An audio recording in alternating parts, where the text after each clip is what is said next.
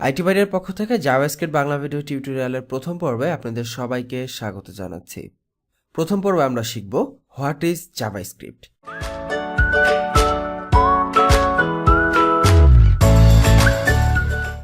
JavaScript is the programming language of HTML and the web. HTML এবং ওয়েবের programming language হচ্ছে JavaScript. Programming language বলা হলেও মূলত এটি কোনো প্রোগ্রামিং ল্যাঙ্গুয়েজ নয়, এটি হচ্ছে client side scripting language. Programming language এবং স্ক্রিপ্টিং ল্যাঙ্গুয়েজের মধ্যে অনেক পার্থক্য রয়েছে। প্রোগ্রামিং ল্যাঙ্গুয়েজে কম্পাইলার প্রয়োজন হয় এবং প্রোগ্রামিং ল্যাঙ্গুয়েজ দিয়ে মূলত জন্য সফটওয়্যার তৈরি করা হয়ে থাকে।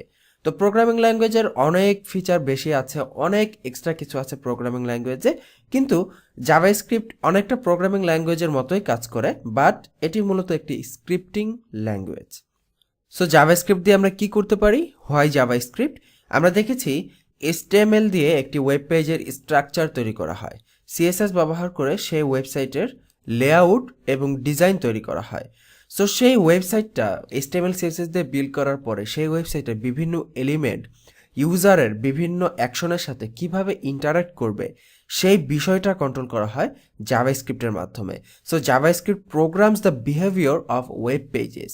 ওয়েব পেজের বিভিন্ন এলিমেন্টের বিহেভিয়ার কন্ট্রোল করা হয় জাভাস্ক্রিপ্টের মাধ্যমে। জাভাস্ক্রিপ্টের মাধ্যমে আমরা যদি দু একটা এক্সাম্পল দেখি কি কি করা যায়, আমরা জাভাস্ক্রিপ্টের মাধ্যমে ফর্ম ভ্যালিডেট করতে পারি, জাভাস্ক্রিপ্টের মাধ্যমে আমরা ওয়েবসাইটে ক্যালকুলেটর তৈরি করতে পারি, ইত্যাদি বিভিন্ন কাজ আমরা জাভাস্ক্রিপ্ট দিয়ে করতে পারি। দ্যাট মিন্স ক্লায়েন্ট সাইডে, মানে আমার সামনে যে ওয়েবসাইটটা আসতেছে সেই সাইডে আমি ইউজারের বিভিন্ন ইন্টারঅ্যাক্টিভিটি শো করার জন্য জাভাস্ক্রিপ্ট ব্যবহার করতে পারি। তো জাভাস্ক্রিপ্ট নিয়ে আরও কিছু জানার পূর্বে আমরা জাভাস্ক্রিপ্ট কীভাবে আসলো, কে তৈরি করলো, তার একটা কুইক ছোট্ট হিস্টোরি জেনে নিই। JavaScript was invented by Brendan Eich in 1995। 1995 সালে ব্রেন্ডান ইচ নামে এক ভদ্রলোক জাভাস্ক্রিপ্ট ফার্স্ট ইনভেন্ট করেন, অ্যান্ড এটা 1997 সালে একমা স্ট্যান্ডার্ড হয়।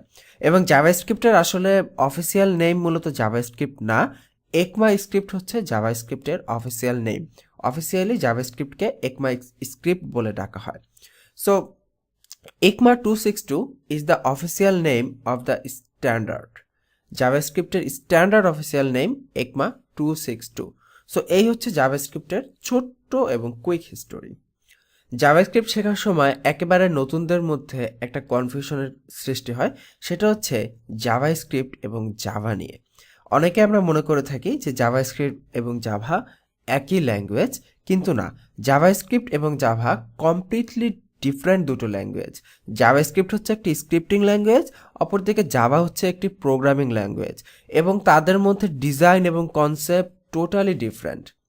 সো আপনারা যারা এতদিন ভাবতেন যে জাভাস্ক্রিপ্ট এবং জাভা দুটো একই ল্যাঙ্গুয়েজ, তারা এখন জেনে নিন যে দুটোর মধ্যে কোনো সম্পর্ক নেই এবং দুটোর পারপাস টোটালি ডিফারেন্ট এবং দুটো সম্পূর্ণ ভিন্ন দুটি ল্যাঙ্গুয়েজ।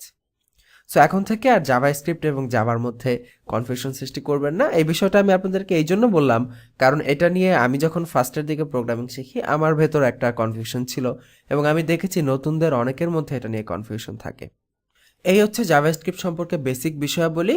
এখন জাভাস্ক্রিপ্ট শিখতে হলে আমাকে আগে কি কি জানা থাকতে হবে? জাভাস্ক্রিপ্ট শিখতে হলে আপনাকে আগে থাকতে অবশ্যই HTML এবং CSS খুবই ভালোভাবে জানা থাকতে হবে, কারণ HTML CSS শেখার পরেই জাভাস্ক্রিপ্ট শেখা হয়, এবং HTML CSS হচ্ছে একটা ওয়েবসাইটের বেসিক এলিমেন্ট। এটি জানা না থাকলে আপনি জাভাস্ক্রিপ্ট তো ভালো কথা, আপনি ওয়েবের কোনো ল্যাঙ্গুয়েজই শিখতে পারবেন না।